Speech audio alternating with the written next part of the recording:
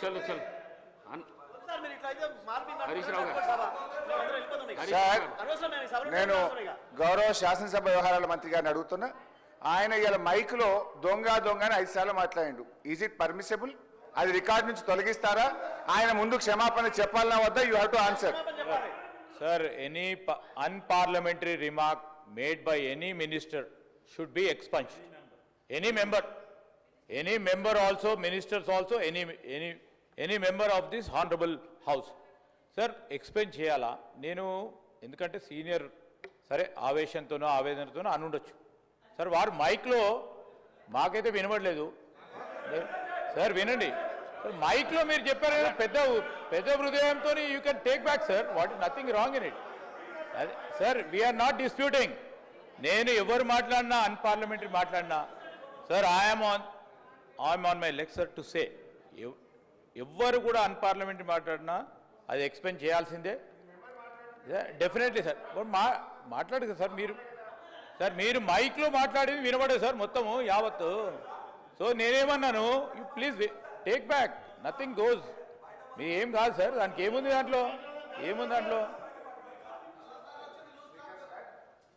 ఇప్పుడు శ్రీధర్ బాబు గారు 2 వైపులో చెప్తే బాగుంటుంది. అటువైపు ఎవరైతే దొంగ అన్నారో వాళ్ళు వెనక్కి తీసుకుంటే నేను వెనక్కి తీసుకోవడానికి అభ్యంతరం లేదు. రైట్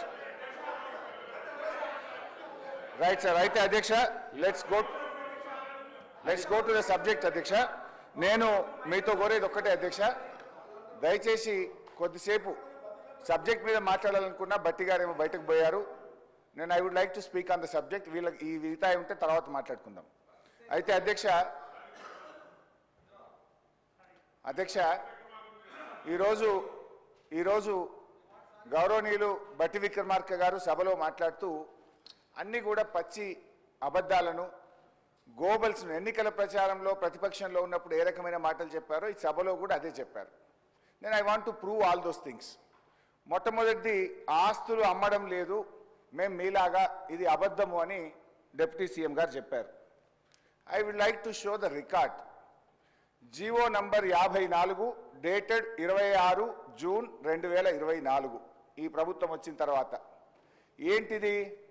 ల్యాండ్స్, రంగారెడ్డి జిల్లా, alienation of the government land to an extent of 400 acres, survey number 25, situated in Gachibowli village, Sherlingampalli Mandal, in favor of Industrial Infrastructure Corporation for the purpose of development of IT and mixed use on payment of market value 75 crores per acre.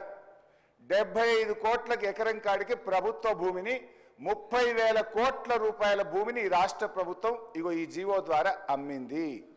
ఈ భూమిని కుదబెట్టి TGIIC వాళ్ళు బ్యాంకుల్లో 20,000 కోట్ల అప్పు తేవడానికి 3 నెలల నుంచి కాలుకు బల్పం గట్టకుండా తిరుగుతున్నారు. గౌరవనీయులు ఉప ముఖ్యమంత్రి గారు ఏమన్నారు? మేము భూములు అమ్మలేదు అన్నారు. 75 కోట్లకు ఎకరం కాడికి భూమిని అమ్మినామని స్పష్టంగా జీవోలోనే ఇచ్చారు.